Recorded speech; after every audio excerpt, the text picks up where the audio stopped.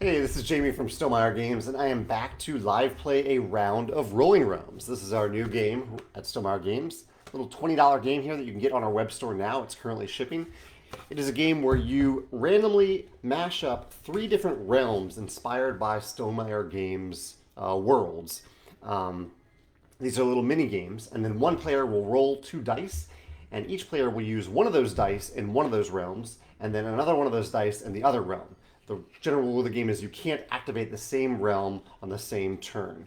You have to activate different realms. You can also use your resources to manipulate dice and to create new dice to use usually in the third realm, because you still, even if you create a virtual die, you can't use it in a realm that you've already used that round. So I am going to be teaching and playing Viticulture Between Two Cities and Charterstone today. Yeah, and this is kind of the third round of a game that I've been playing live here and then posting on YouTube afterwards. So let's start with Viticulture. So in Viticulture, usually early in the round, you'll use a die to circle one of these grape icons. So if I roll like a 6, I can circle this grape icon and I'll get the resource below it. Then typically later in the round or midway through the round, I can use a die plus at least 1 grape to complete a wine order. So you need the sum of the die and the grapes that you use to add up to the value of this wine order. So if I circled that 6, I could cross off that 6 and add it to a 5 value die to complete either the 10 wine order or the 11 wine order to earn stars. You're trying to get stars in this game. In Between Two Cities, it's a pretty open realm. You can just write down a number on one of these squares. The only rule being that you can't write down a number that's next to that exact same number. So if I write down a 1 in this corner, I can't write down a 1 here or here. It's orthogonally adjacent. You can't do that. Once you complete a row or column, you get the resources associated with that row or column. And then at the end of the game, Between Two Cities, like the original game, the game it's based on, you'll look at the number of stars in the lower of your other 2 realms. So if I have 4 stars in Viticulture and 3 in Charterstone, I would write down 3 here. However, that number is capped by the number of numbers that I've written down up here. So if I completely ignore Between Two Cities, if I don't write anything down here, I can't get any stars, even if I have stars from the other realms. Lastly, we have Charterstone. So early on in Charterstone, similar to Viticulture, you're going to be using a number to cross off one of these little houses, like you're building the house in Charterstone, building the building. I'm using a specific number there. You get the resource directly below it. And then you will look at the other die. So if I roll a 6 and a 2, and I use the 6 over here, I get a coin. I will then write down the 2 in this crate. I haven't used that die. I can still use that 2 in another realm that same turn. I'm just noting it. If you create a virtual die, so if I create a 1 value die over here and mark off that house, I would choose between the 2 rolled dice, which I can't manipulate. I have to look at the numbers on the rolled dice themselves, and I would note it on the crate. And then later in the game, or whenever you want, but typically later in the game, to get stars from the Charterstone realm, you will use a die and you will cross off all crates with a number equal to that die. And you'll gain stars for every crate you mark off. So I'm trying to get as many identical numbers on these crates, and then later in the round I use maybe a single die, maybe 2 dice to mark off all those crates all at once. We'll see how I can do that today. Charterstone is a really fun realm. I really enjoy Charterstone, but it is a challenge to get 6 stars in it. I see Tim joining us today. Tim says, I was originally going to be in St. Louis tonight, but we moved the reading at the St. Louis Poetry Center to online their Facebook Live page. That's awesome, Tim. I hope the reading goes well tonight on the Facebook Live. Facebook Live is pretty cool that you can access people around the world live like this. All right, let's jump in here. I'm going to turn the camera down so you can see what I'm rolling and writing down. And yeah, so let's jump in. Turn 1. I have a 5 and a 2. 5 and a 2. And so I'll just write down those numbers on this chart over here to keep track of what I've rolled. All right, that's going to be a tough round, but let's see what I can do. I'm going to try to use a lot of extra numbers in Between Two Cities. Yeah, so I'm going to use the 5 over here to give me a coin. And then I've marked a 5 on Charterstone. I then have to note the other number down here on the crate. For the other number, let's use it over here in Viticulture. So I'll circle this grape. I get another coin. And I want numbers in between two cities throughout. So I'm going to use a coin to create a one value die. That's one of the things that you can do with coins. So let's put that one, let's put it right here in the middle. I usually start with the middle and see how that goes. All right, turn 2. I'm going to go pretty fast, but feel free to comment and let me know if you want me to slow down. I can also, a 4 and a 2. Okay, this could be good. You can also pause the video and see what happens. So 4 and a 2.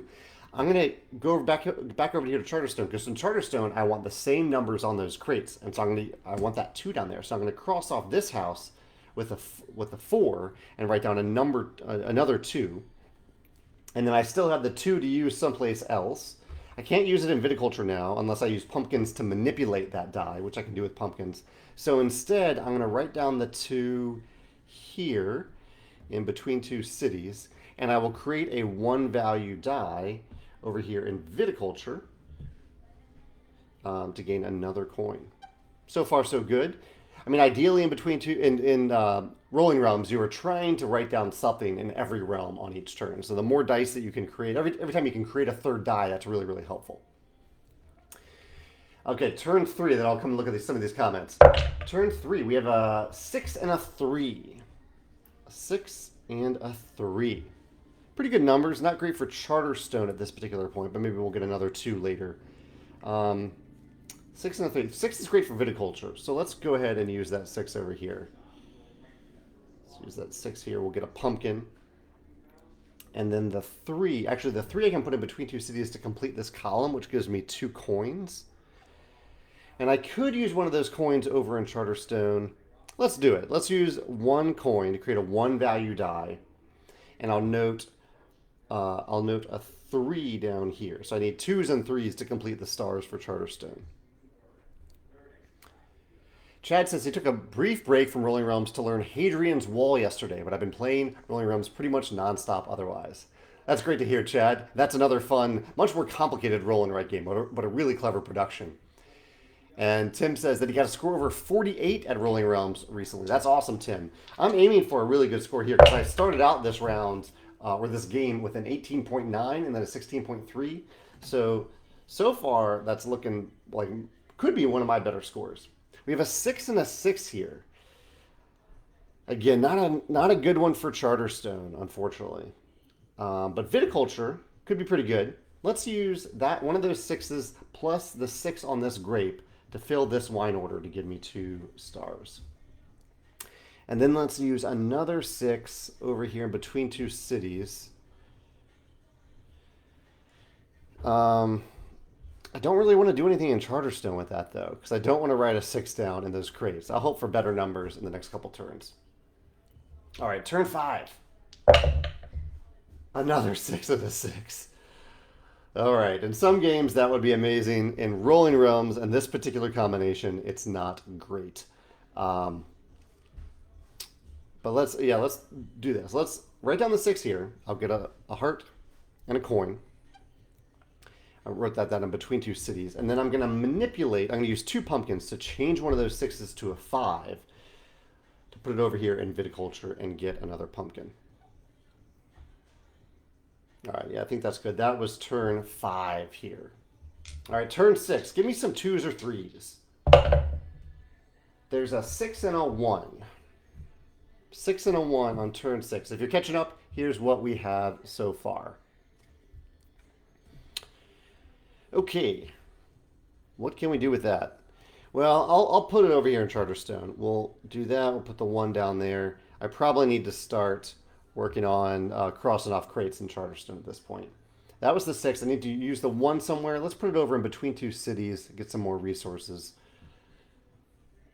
Let's put it over there.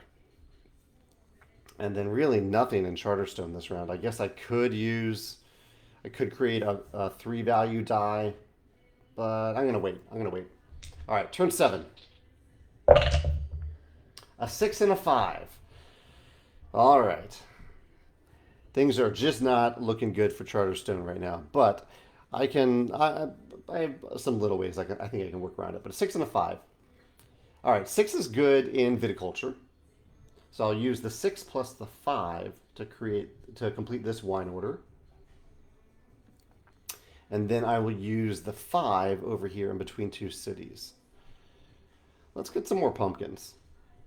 So get 2 pumpkins over here in between two cities. So 3 pumpkins is the one way that you can break the rule of only activating a realm twice or once on a turn. I still don't see a good use. Okay, for Charterstone, I'm just going to use 1 coin to cross off this crate and get a star. I'll come back to Charterstone later. I'm running out of time with Charterstone. Yeah. All right. Turn 8. Let me know what you want me to roll. If you're playing along, let me know what you want me to roll in the final 2 turns. A 5 and a 3. Too little too late for Charterstone, I think. But maybe we can save it with some of these other realms. So 5, I need numbers to add up to 10 in Viticulture. Let's go with this. Let's use the 5. No, I don't want to manipulate it. I don't want to waste that. I'm going to use the 3 over here in Viticulture to get a heart. Chris is looking for 3s. I'll try to roll that on my final turn, Chris. Here's 1 3 that I have in turn 8 here. I need to use the 5 somewhere. Between two cities is pretty easy to use a 5 right now. Let's go ahead and use the 5 here in between two cities, which gives me a pumpkin and a coin. And then I'm going to create a 2-value die to cross off these 2s to get 2 stars from Charterstone. We're in good shape to finish off this last wine order. I just need a roll of at least a 4. All right, final roll. Maybe a 4 and a 3, so Chris can have that 3 he wants.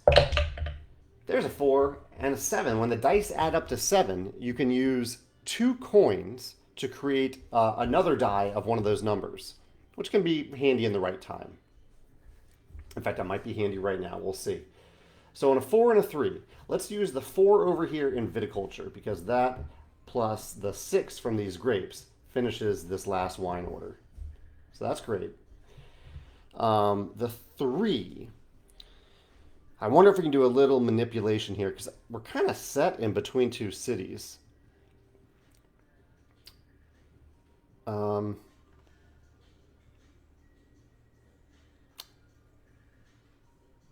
Maybe some shenanigans here might work. Okay, let's use 2 coins to create a value 2 dice die over here, marking the 3 from the die right there in Charterstone. So I get a pumpkin. I'm then going to use 3 hearts to copy one of the rolled dice. I'm going to copy the 3 die, which I haven't used yet because I remember I created a fake die. But to manipulate it into using a realm that I've already activated this round, I need to use 3 pumpkins. So I'm using the 3 die and turning it into a 3 and not actually manipulating the roll, so that I can cross off these 2 crates in Charterstone, which is actually not a bad showing for Charterstone. I don't have a lot left over here, so I use most of my resources. In between two cities, I look at the lower number of stars in each of the other realms. That's 5, which is actually pretty good.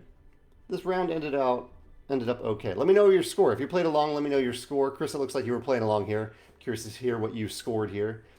I had 17.2.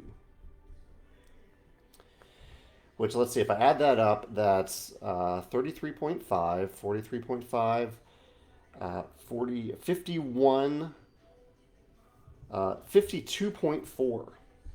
52.4. That might be a great score, or my best score so far. 52.4 if I did that math correctly. Chad had 14.4. Tony had 14.2. Garrett says that 1 more pumpkin would have been great. And we'll wait to see what Chris scored here. But yeah, these are my scores from the last 3 live plays that I've done. So if you want to use these... Oh, I forgot to write down that last number. 4 and a 3. Here's the last die. So feel free to use those numbers to play along. Chris says, it turns out you can't ignore Charterstone with Between Two Cities in play. That is true. Yeah, that will really hurt you in Between Two Cities. Zach got a 14.5. That's a solid score. Solid scores all around. I must have just I must have used Charterstone well this round. I did a little fun manipulation at the end there to really help out. Alexa had 14.4. This is great. More people were playing along live than I thought. Oh, let me turn the camera up here. Yeah, thank you all for playing along live today. This completes this game of Rolling Realms, but really we're just playing round by round. And feel free to head over to YouTube if you'd like, if you're not commenting live, and post your score and what you thought on the YouTube version of this video that I'll post in a second. Thanks for playing along. I'll see you maybe on tomorrow's live stream, just not a Rolling Realms live stream, my normal hour-long live stream every Wednesday morning at 10 o'clock St. Louis time. I'll see you then. Have a good night.